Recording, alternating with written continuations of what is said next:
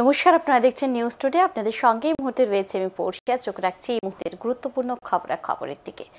প্রদেশ BJP কার্যালয়ে নির্মাণ করা হবে বটতলা বিধানসভা কেন্দ্রের নতুন নগর এলাকায়। প্রায় দোকানি জায়গা জুড়ে নির্মাণ করা হবে বিজেপির রাজ্য কার্যালয়। ইতিমধ্যেই জায়গা ক্রয় করে মাটি ভরাটের জায়গা সমান করা হয়েছে।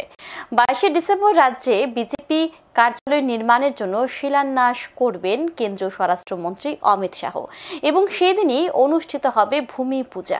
ইতিমধ্যে যাবতীয় প্রস্তুতি যা রয়েছে তা কিন্তু অনেকটাই শুরু হয়ে গেছে বলা চলে।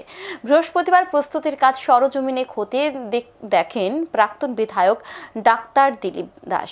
সাথে ছিলেন স্থানীয় বিজেপি নেতৃত্বরা এবং বিস্তারিত কি রয়েছে দেখবো একবার। এখন ভূমি পূজন হবে, হোম মিনিস্টার আসবেন, ভূমি পূজন হবে, জায়গা তৈরি হচ্ছে, এখানেই হবে।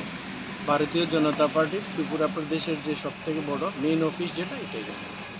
এটা এমনিতে কোন জায়গাটা এবং কতটুকু জায়গা রয়ে গেছে?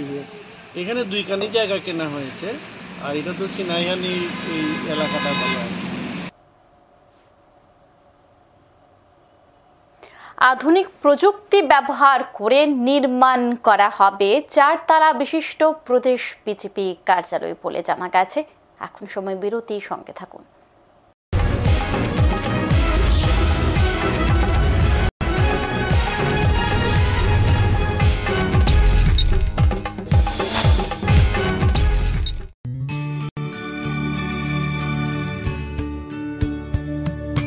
প্রতি বছর